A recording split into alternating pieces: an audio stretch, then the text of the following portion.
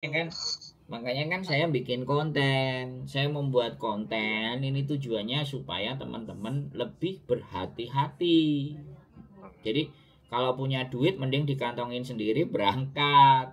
Kalau ataupun nantinya nggak ada kerjaan atau apapun kan duitnya masih dikantongin sendiri, nggak dikasihkan ke orang.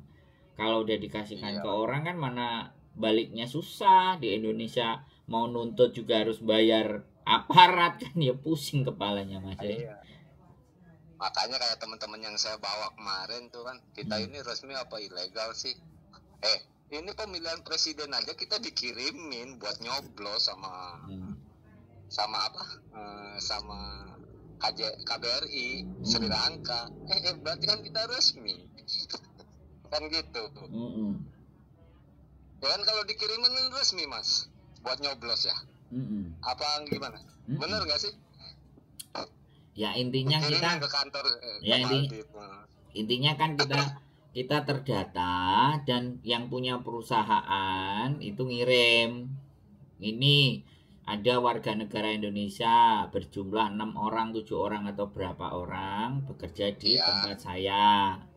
Jadi permitnya kan jelas, artinya kan sampai juga kalau ada something yang berbeda atau apapun kan KBRI dalam pantauan. Oh ada namanya Mas A, Mas B, Mas C di sini ada. Nah, kan seperti itu Mas. Jadi ya betul. Jadi kembali lagi menurut saya selama ada kontrak itu dan disimpan ya udah itu aja yang kita ajukan, karena kembali lagi kita kan just hanya ngomong kan, kita hanya saya mendengarkan ceritanya sampean ya kan, sampean juga dengerin saya, jadi saya harus bisa menelaah ketika sampean berbicara, terus verifikasi ya, mempertanyakan. Nah jawaban sampean ada oke ya sudah, saya nggak perlu berpikiran yang aneh-aneh kan, nggak perlu juga berpikir yang macam-macam. Jadi apa yang sampean tanyakan setidaknya saya bisa memberikan pandangan atau gambaran supaya nggak perlu khawatir kan, begitu mas. Nah itu tujuan saya. Karena kan istilahnya kan ya namanya di luar negeri terlalu banyak apa ya berita-berita gimana kan gitu kan, kadang-kadang panik. Betul. Cuman kayak berusaha nggak panik, orang ada informasi kok, tapi ya pasnya banyak channel, cuman kenapa pas saya kesini ada nomor teleponnya juga sih. Lihat dulu. Iya. Saya subscribe dulu kan, saya info, wah nih kayak online nih ngomongnya nih online, nah udah makanya tadi saya hubungi. Iya. Siap. Gitu. Mantap. Terus dengan mantap lanjut. Iya, dengan BP2MI ini yang saya pertama tuh saya daftar lewat perusahaan. Apa tuh gimana ya, kalau berangkat kan kadang-kadang iseng aja di bandara ya. Jadi gini mas ya, sebenarnya nggak ada masalah, cuman iseng orang-orang itu. Saya bilang jadi tinggal ngomong to the point enak kali. Kan gitu mas. Iya dia biasanya menanyakan BPJS ketenagakerjaan. Jadi BPJS ketenaga kerjaan sebenarnya yang mereka akan cari, bukan KTKLN atau bukan resmi pekerja. Tapi saran saya ya, kalau begitu sampai nanti pulang, BPJS ketenaga kerjaan itu bisa kita bikinnya by online. Bisa nanti ketika kita pulang kita datang aja ke BPJS, terus daftarkan diri kita, nanti ada kartu, udah selesai itu bayarnya. Cuman kalau di Hongkong kemarin kalau nggak salah sekitar 250.000 apa 180 lah BPJS-nya untuk satu kontrak 2 tahun. Jadi asal usul BP2MI saya kan lewat perusahaan tuh, BPJS-nya tuh. Terus saya ke Maldives, setahun saya pulang. Waktu pertama kali tahun saya pulang tuh, saya ambil lah BPJS saya cairin, kan saya nggak punya duit COVID. Terus saya berangkat lagi, saya pakai BP2MI-nya perusahaan itu kan. Saya bilang ini udah mati expirednya, nanti ada yang perpanjang, saya bilang. Ya udah tinggal samain ke BPJS aja, kalau mau yang perpanjang aja kan, gitu aja sih. Atau ke kalau BPJS apa ke BP2MI nih saya BPJS, apa harus BPJS nggak perlu ke tenaga kerjaan BP2MI. aja Nah, saya kirim aja gitu ya B- saya daftarkan diri saya kembali ya ya ke BPJS bilang bahwa kontrak ya sampai ini saya bayar BPJS. Kalau memangnya terlalu mahal ya nggak usah. Kalau memang menurut saya sih nggak mahal sih ya nanti. enggak sih kalau Nah makanya kemarin nanti, aja 360 mas nah petanya makanya kan, itu sekali doang.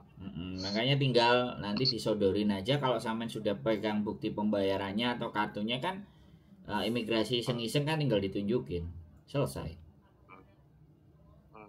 kan nggak ada masalah. Tapi yang seringnya yang ditanyain itu BP2MI nya mana bukan BPJS mas Ya itu bilang yang bilang pengalaman gini saya. loh, bilang aja ke bagian BP2MI, saya masih terikat kontrak dan kontrak saya dulu ada. BP2MI nggak perlu ada kartu-kartuan pak, gitu aja, nggak ada, nggak pakai kartu-kartu, itu udah nggak ada lagi. KTKLN itu nggak ada kartu-kartu lagi. Udah nggak perlu ya. Saya tinggal Jadi ngomong saya aja harus- udah terdaftar pak, kalau nggak cari aja namanya di sana gitu loh. Saya mau ngurus apa lagi? Ini BPJS Ketenagakerjaan saya juga sudah selesai saya revisi. Kalau di BPJS Ketenagakerjaan ada kan pasti nama saya sudah terdata di BP2MI.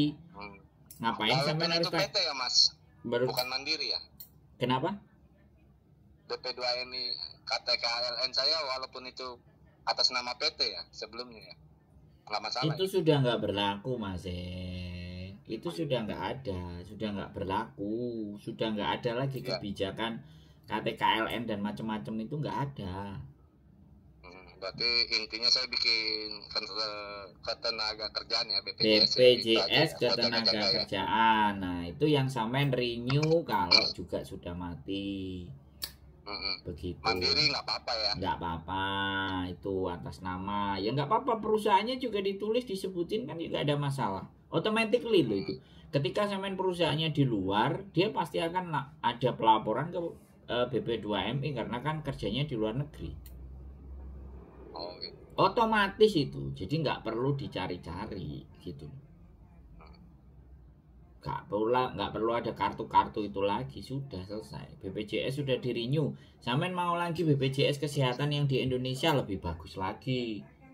Mau paketan yang berapa? Yang kelas 1, kelas 2, kelas 3. Ada itu nilainya, ada yang 100.000, ada 140.000, ada 35.000, ada 70.000. Tapi itu dipotong tiap bulan. Nah sekalian menurut saya, sekali lagi menurut saya, sekalian pulang sampean daftarin internet banking, entah Bank Indonesia apa yang sampean seneng, BRI atau Mandiri atau BCA atau apapun. Jadi ketika transfer uang dari Maldives sana kan langsung ke BRI, misalnya BRI langsung transfer ke siapa yang sampean mau, atau pembayaran apa-apa listrik atau apa kan, yang di rumah bisa automatically gitu. Begitu mas ya. Jadi sekalian pulang, sekalian renew itu semuanya, sekalian download aplikasi ya kan. Kalau saya pakai itu, kalau saya BRI mobile bankingnya BRI. Jadi download aplikasi, datang ke banknya, verifikasi semuanya selesai, ya udah ada di HP saya. Udah sampai di luar negeri mau transfer duit ya langsung ke rekening saya sendiri, beres. Nanti dari rekening saya mau saya bagi, tak kasih kakak, adik, mbah, bule, paklik, atau siapapun rekeningnya di Indonesia, tinggal kirim.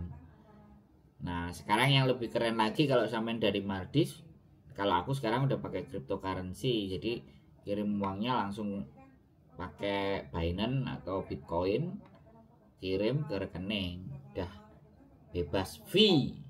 ongkosnya itu udah sedikit, nilai kursnya bisa tinggi kan gitu mas. Kayaknya saya harus cari tahu itu ya model begitu. Iya, monggo sampean belajar. Cuman harus pinter gitu, kita biarpun gimana mau gaptek tapi Betul. harus pinter. Jadi ya banyak informasi harus dicari ya, orang ada Google lah istilahnya kan gitu. Siap. Sekarang informasi nggak cuman Google mas ya. Sekarang sudah ada ChatGPT malah. Jadi sudah bisa kita tanya-tanya itu. Jadi ada aplikasinya ChatGPT itu, ada websitenya, kita masuk, kita sudah bisa tanya apa saja kepada dia. Sudah ngobrol, sudah ngomong, sudah bisa chatting, sudah generasi kelima sekarang ChatGPT-nya. Jadi kita mau bikin proposal, kita mau bikin rencana bisnis, itu kita tulis ketik sama dia disodorin. Sudah sampai seperti itu, Mas. Nah, Sudah sangat canggih dunia ini, Mas. nah. Jadi kembali ke intinya tadi ya, Maret kan saya pulang nih. Siap. Rencana saya bulan Mei mau renewal. Kan gitu. Duh, Renewal sampean kan paspor. Kan masih 2025, Mas. Mending ganti iya, e-paspor aja. paspor saran. Ya, ganti e-paspor aja. Karena bisa tidak paspor biasa belum habis, kita ganti e-paspor bisa lebih bagus. Iya. Karena kan kalau saya balik lagi kan otomatis tahun 2 tahun Nggak lagi cukup. kan saya nggak cukup. Iya, Nah, makanya kan benar. otomatis. Nah, itu harus ada work permit-nya apa enggak? Apa biasa aja kita perpanjang aja dulu nanti apa gimana? Ya, sodorin aja work permit-nya. Sodorin ke imigrasi. Saya mau ganti e-paspor, Nanti kalau- gitu aja. Nah, tapi kan biasanya work permit kan nomor paspornya beda ya kalau yang baru ya. Nah, yang lama nanti dikembalikan ke sampean, Mas. Nah, Yang lama sampean punya. Jadi nanti pas waktu berangkat tempelin 2 di paspornya. oh tempelin 2. Jangan dipisahkan, tempelin 2. Karena kenapa? Karena masih ada visa yang berlaku di paspor lama, dan paspor lama pun seharusnya juga belum mati, tapi saya sudah mau renew pakai e-paspor yang 10 tahun. Kan keren sudah. Sampai sekarang. Jadi gini ya Mas ya, maksudnya saya bilang sama bos saya, work permit saya tolong sampai bulan Juli, saya gituin aja ya. Boleh. Kayaknya aman ya Mas. Boleh. Hah? Boleh setahun 2 tahun minta diperpanjang sama bosnya juga boleh dimintakan, supaya nggak ada Itu lebih masalah. aman ya. Iya, Nah, aman. enggak. Kalau bosnya pengen saya balik saya gituin nanti. Nggak apa-apa. Ya. Benar-benar. Sampean udah lama. Saya dulu juga kayak gitu. Saya kerja jadi turis di Jepang sama bosnya Ya. jadi kuli rongsokan. Bosnya nyuruh balik, tapi kamu nyuruh balik. Aku sekarang statusnya turis. Kamu mau kasih visa nggak? Kalau kamu mau kasih visa, aku mau balik. Tapi kalau kamu nggak mau kasih visa, kasih visa aku kerja, yang ngapain aku balik sini? Ya dimarahin. Dia bilang kayak gitu, ya sudah. Dia nggak mau, ya wis, ya cukup.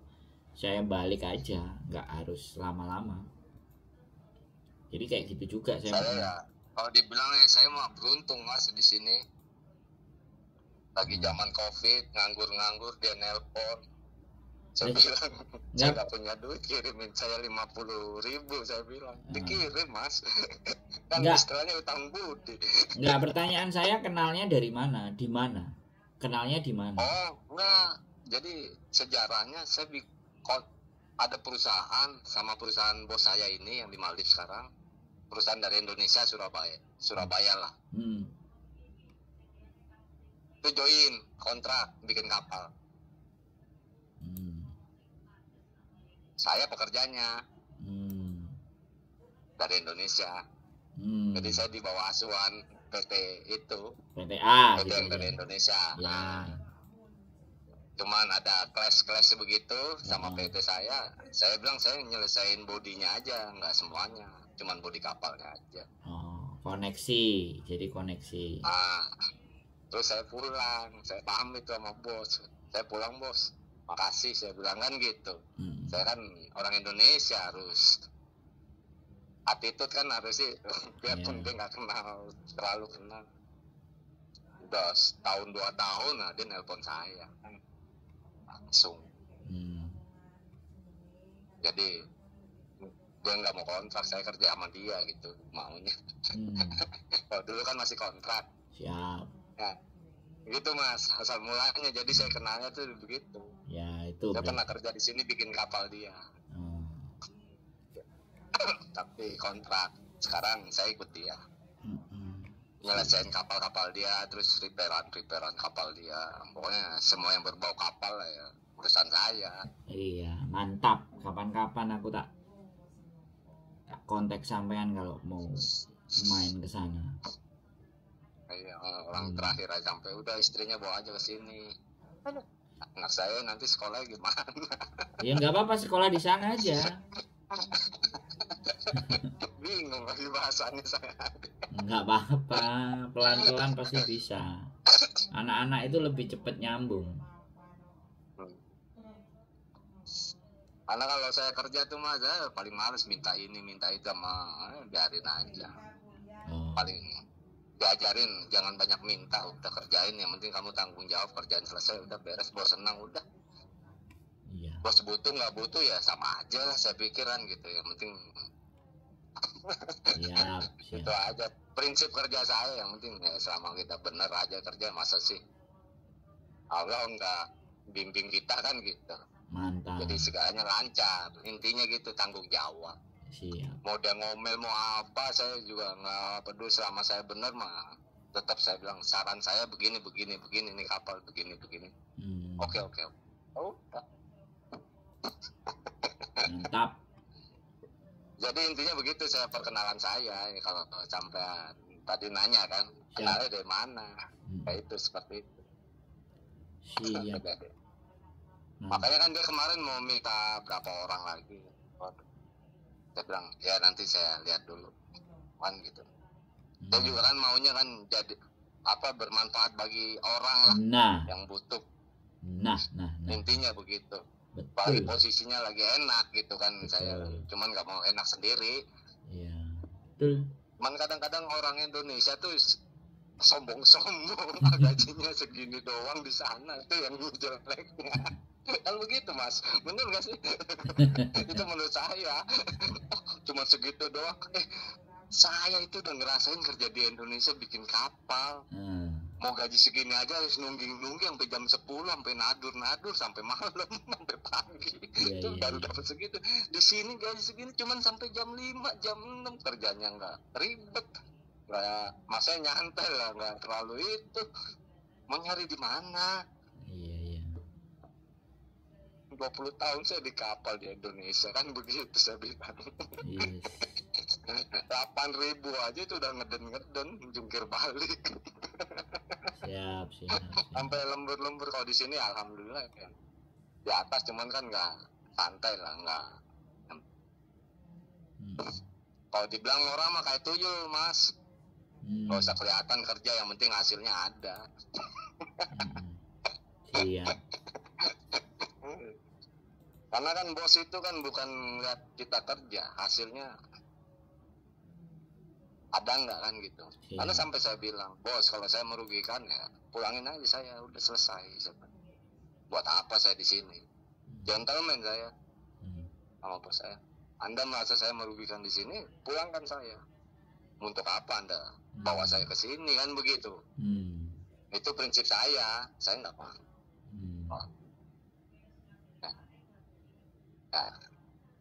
Prinsip saya dalam bekerja lah kan gitu.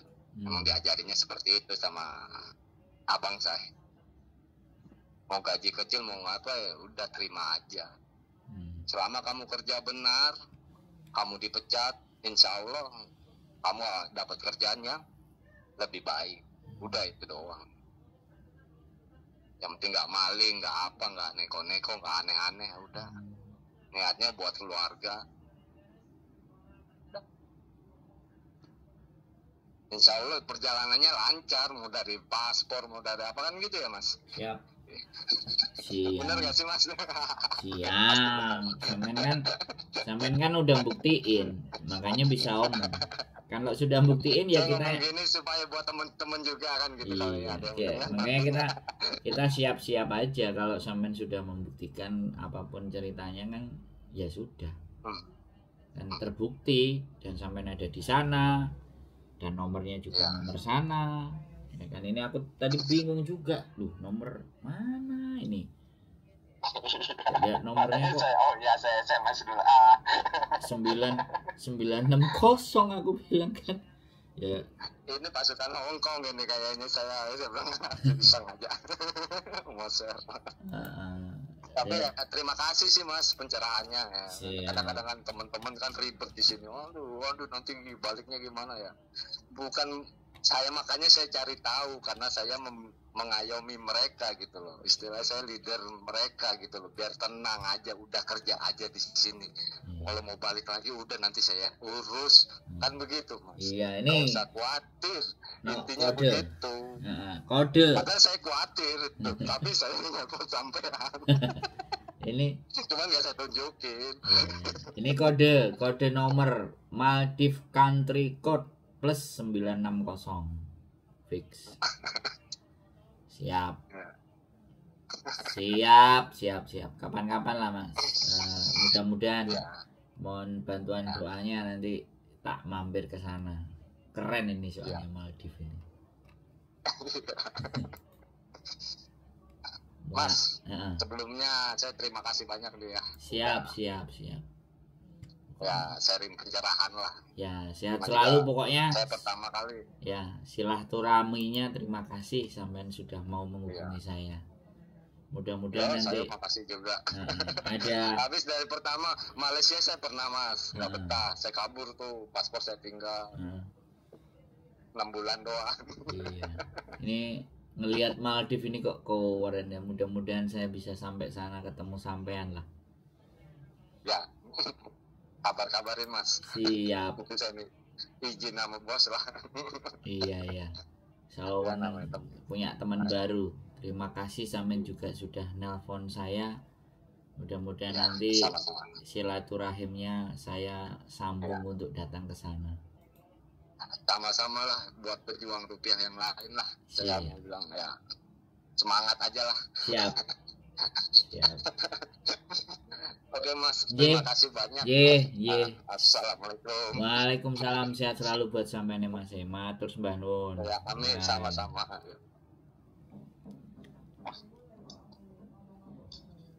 Luar biasa teman-teman semuanya, sekali lagi ya dari Maldives ya. Masih ya, keren ya, ngerjain kapal. Mudah-mudahan sekali lagi kita bisa sambung ya kan. Kita sambung silaturahimnya, dan terima kasih sudah menelpon. Mudah-mudahan terjalin silaturahmi yang lebih baik. Tetap semangat, keep stay tune my YouTube channel, and see you next video. Bye bye.